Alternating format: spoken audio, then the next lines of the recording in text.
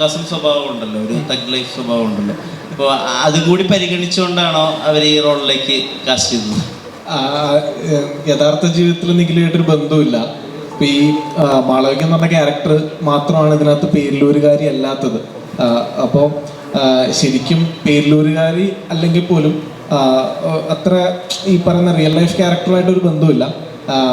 പറ്റുന്ന അമളികളാണ് മൊത്തത്തിൽ. അത് കയ്യിൽ മണ്ടത്തരം ഉള്ളത് കൊണ്ടാണ് ഇഷ്ടംപോലെ അമളികൾ പറ്റുന്നത്. അത് നിങ്ങൾക്ക് കാണുമ്പോൾ എന്തായാലും മനസ്സിലാവും ഈ ക്യാരക്ടർ അങ്ങനെയാണ്. ട്രെയിലർ കുറച്ച് നമുക്ക് കാണാമല്ലോ. അപ്പോൾ അങ്ങനെ ഒരു വ്യത്യസ്തമായിട്ടുള്ള ഒരു ക്യാരക്ടറാണ്. നല്ല രസത്തിൽ ചെയ്തിട്ടുണ്ട്. നമ്മളും അതിൻ്റെ ഒരു റിസൾട്ട് എന്തായിരിക്കും എന്നുള്ളതിന് വേണ്ടി വെയിറ്റ് ചെയ്യാണ്. നിങ്ങളാണല്ലോ പറയേണ്ടത് അത് എങ്ങനെ വന്നിട്ടുണ്ട് എന്നുള്ളത്. നിങ്ങളുടെ ക്യാരക്ടറിന് ത്രൂ ഔട്ട് ഒരു താല്പര്യമില്ലായ്മ ഉണ്ടല്ലോ ഇതിനകത്ത്. അപ്പോൾ അത് നിൽക്കും വേണം, എന്നാൽ ഹ്യൂമർ വർക്കൗട്ട് ആവും വേണം. അപ്പോൾ അങ്ങനെ ഒരു കാര്യം ഒരിക്കലും അധികം ചെയ്തിട്ടുമില്ല. അപ്പോൾ അതിൻ്റെ അപ്രോച്ച് എങ്ങനെ? താല്പര്യമില്ലായ്മ എന്നുള്ളത് അത് കഥയുടെ ഒരു ഒഴുക്കിനെ സംബന്ധിച്ച് വരുന്നതാണ്. ഫസ്റ്റ് എപ്പിസോഡിൽ അതിൽ മനസ്സിലാവും നമുക്ക് ഈ ഗ്രാമത്തിലേക്ക് വരാനൊരു താല്പര്യമുണ്ട്. പക്ഷെ അത് പിന്നെ അവിടെ നിന്നുള്ള നാട്ടുകാരുടെ പെരുമാറ്റവും നാട്ടുകാർ ലൈഫിൽ ഉണ്ടാക്കി കൊടുക്കുന്ന കാര്യങ്ങളും കണ്ടിട്ടാണ് പിന്നെ ഇത് എങ്ങനെയെങ്കിലും ഇവിടെ നിന്ന് രക്ഷപ്പെട്ടാൽ മതി എന്നുള്ളൊരു പോയിന്റിലേക്ക് എത്തും ഈ മാളവിക എന്ന് പറഞ്ഞൊരു ക്യാരക്ടർ. അതിലാണ് അതിൻ്റെ ഒരു ഫൺ ഇരിക്കുന്നത്. ആ ക്യാരക്ടറിൻ്റെ ഒരു ഫൺ ഇരിക്കുന്നത് അവിടെയാണ്.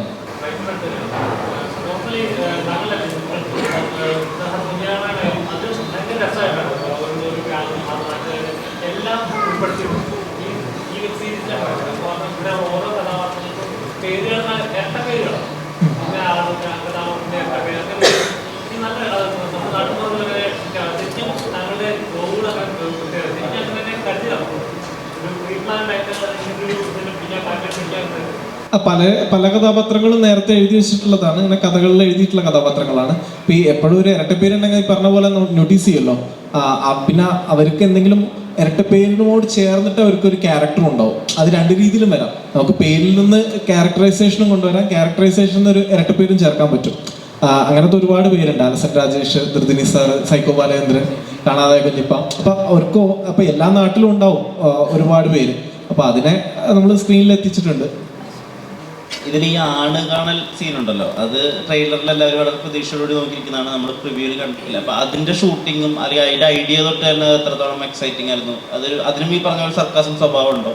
രണ്ട്, ഇപ്പോൾ വിജയരാഘവൻ പറഞ്ഞിട്ടുണ്ടായിരുന്നു ഹ്യൂമർ ചെയ്യാന്ന് പറഞ്ഞ ഒരു തിൻ ലൈനാണ്. അത് അങ്ങോട്ട് പോയാൽ ചളിയാവും, ഇങ്ങോട്ട് പോയാൽ കറക്റ്റ് ആവും. അപ്പോൾ ഹ്യൂമർ ആദ്യമായിട്ട് ഇങ്ങനെ ചെയ്യുക, അത് സാഹചര്യത്തിനനുസരിച്ച് വരുന്ന ഹ്യൂമർ ചെയ്യുക, അതിൻ്റെ ഒരു അപ്രോച്ച് എങ്ങനെയാണ്? ആളുകളെ ഷൂട്ട് ചെയ്യുമ്പം നല്ല രസമായിരുന്നു. കാരണം ഞാൻ വരുമ്പോഴത്തേക്കും സണ്ണിയുടെ എൻട്രി ഓൾറെഡി എടുക്കുന്നുണ്ടായിരുന്നു. ഞാനത് കണ്ടിട്ടാണ് എൻ്റെ റിയാക്ഷൻ ചെയ്തിട്ടുണ്ടായിരുന്നു. അപ്പോൾ അത് സണ്ണി അത് ഭയങ്കര രസമായിട്ട് ചെയ്തത് കൊണ്ട് തന്നെ അത് ചെയ്യുമ്പോൾ ഇത് നമ്മൾ മനസ്സിൽ കണ്ടാണല്ലോ ചെയ്യണത്. അപ്പോൾ അത് ഇൻട്രസ്റ്റിംഗ് ആയിരുന്നു ഷൂട്ട് ചെയ്യാൻ. അപ്പം നമ്മൾ ആ സമയത്ത് ഇങ്ങനെ എല്ലാവരും ഇരിക്കുമ്പോൾ അതിനെപ്പറ്റി ഇങ്ങനെ ഡിസ്കസ് ചെയ്യുക കാര്യങ്ങളൊക്കെ ചെയ്തിട്ടുണ്ടായിരുന്നു. ഇപ്പോൾ എല്ലാവരും ചോദിക്കുമ്പോഴാണ് അതിൻ്റെ പുതുമ എന്ന് പറയുന്ന ഒരു കാര്യത്തിലേക്ക് വരുന്നത്. അപ്പം നമുക്കതൊരു സീനായിട്ട് ഷൂട്ട് ചെയ്യുന്നത്, അഭിനയിക്കുന്നു എന്നുള്ളത് കവിഞ്ഞിട്ട് നമ്മളങ്ങനെ ചിന്തിക്കില്ല. അപ്പോൾ അവിടെ ഷൂട്ട് ചെയ്യുമ്പം നല്ല രസമായിരുന്നു. ഇന്ന് ഹ്യൂമർ ഞാൻ ചെയ്തിട്ടുണ്ടോ എന്ന് ചോദിച്ചു കഴിഞ്ഞാൽ ഇത് കഴിഞ്ഞിട്ട് വേണം ആരെങ്കിലുമൊക്കെ പറയാൻ ഇതിൻ്റെ ഹ്യൂമറൊക്കെ വർക്കായിട്ടുണ്ടോ എന്നുള്ളത്. അപ്പോൾ ആ തിൻ ലൈനിനെ പറ്റിയിട്ട് ഇപ്പം എനിക്ക് പറയാൻ പറ്റില്ല. ചേട്ടൻ സൈക്കോ ബാലനായിട്ട് ചെയ്തപ്പോഴേക്കും അതിൻ്റെ റെഫറൻസ് എടുത്തത് ശ്രീനിവാസൻ്റെ മുതലുണ്ടി അസോസിയേറ്റിലെ ആ ഒരു ക്യാരക്ടറാണെന്ന് പറഞ്ഞു കേട്ടിരുന്നു. അപ്പം അത് എത്രത്തോളം ഹെൽപ്പായിരുന്നു ഇത് ചെയ്യാൻ വേണ്ടിയിട്ട്? അതല്ല ഞാൻ കോപ്പി അടിച്ചത്. രോമാഞ്ചത്തിൽ അർജുന ഷോയുടെ ഭയങ്കര ഡിഫിക്കൽട്ടാണ് കേൾക്കുമ്പം. സൈക്കോ ബാലേന്ദ്രൻ ഭയങ്കര ഇൻട്രസ്റ്റിംഗ് ആയിട്ട് തോന്നിയിരിക്കും. പപ്പേട്ടൻ പറഞ്ഞപ്പോൾ ഇങ്ങനെ ദീപുവിനെ ട്രെയിൻ ഫസ്റ്റ് അതുകൊണ്ട് ദീപു എന്നെ വിളിച്ചു, കഥ പറഞ്ഞു. കേൾക്കുമ്പോൾ ഭയങ്കര രസമായിരുന്നു. സൈക്കോയുടെ പ്രവർത്തികൾ ചെന്ന് ക്യാമറയുടെ മുന്നിൽ നിന്നപ്പോൾ ഞാൻ വളരെ കഷ്ടപ്പെട്ടു. എനിക്ക് ഒറ്റ മുഖം ഓർമ്മ വരുന്നുള്ളൂ, അർജുന ഷോ. അവനെ അങ്ങനെ കോപ്പി അടിക്കാൻ പറ്റും.